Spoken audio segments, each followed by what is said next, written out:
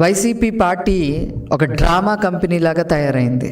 రాజధాని విషయం మీద పూటకొక మాట మాట్లాడటమే కాకుండా మొన్న ఉభయ సభల్లో రాజధాని క్యాపిటలే సిటీ అమరావతి అని చెప్పి పాస్ ఆన్ అయినప్పుడు కూడా వైసీపీ పార్లమెంట్ సభ్యులు ఇష్టం వచ్చినట్టుగా మాట్లాడారు. కొంతమంది ఇప్పుడు అమరావతి పేరుతో ఒక దోపిడీ జరగబోతా ఉంది అని చెప్పి వైసీపీ నాయకులు, ముఖ్యంగా జగన్మోహన్ రెడ్డి గారు మాట్లాడుతూ ఉన్నారు.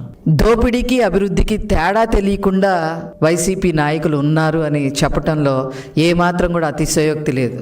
తండ్రి పదవిని అడ్డం పెట్టుకొని 1000 కోట్లు సంపాదించిన జగన్మోహన్ రెడ్డి ఆ డబ్బుల్ని దోపిడీ అని అంటారు.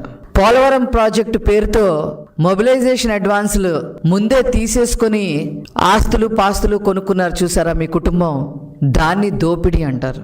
వెంకట నరసయ్య అనే ఒక చేనేత వ్యక్తిని ముగ్గు గనుల కోసం హత్య చేసి 1000 కోట్లు సంపాదించారే, దాన్ని దోపిడీ అని అంటారు. మనీ లాండరింగ్ కేసుల్లో ఇరుక్కొని మరి కొన్ని సంవత్సరాల పాటు బెయిల్ మీద మీరు తిరుగుతూ ఉన్నారే, దాన్ని దోపిడీ అని అంటారు. మరి ఈ దోపిడీ డబ్బుతో సాక్షి ఛానల్, సాక్షి పేపరు పెట్టి ఆ పేపర్లో ఇష్టం వచ్చినట్టుగా రాతలు రాసి బ్లాక్మెయిలింగ్ చేసి మరి అవతల దగ్గర నుంచి డబ్బులు గుంజుతున్నారే, దాన్ని దోపిడీ అని అంటారు. మద్యపాన నిషేధం పేరుతో మద్యాన్ని డిజిటల్ మార్కెటింగ్ లో అమ్మకుండా ఆనాడు క్యాష్ లావాదేవీలు చేసి నెలకి 100 కోట్లు పైన బ్లాక్ మనీ సంపాదించారే, దాన్ని దోపిడీ అని అంటారు. మరి ఉత్తరాంధ్రలో ముఖ్యంగా విశాఖపట్నంలో మీరు ముఖ్యమంత్రిగా ఉన్నప్పుడు 22A కింద చుక్క భూముల కింద మరి 41,000 ఎకరాలు కొట్టేశారే, దాన్ని దోపిడీ అంటారు. అదేవిధంగా ఎర్రచందనం అడవుల్లోకి వెళ్ళిపోయి పందికొక్కుల్లాగా ఎక్కడ ఎర్రచందనం చెట్టు ఉంటే అక్కడ నరికేసి స్మగ్లింగ్ చేసి డబ్బులు సంపాదించారే, దాన్ని దోపిడీ అని అంటారు.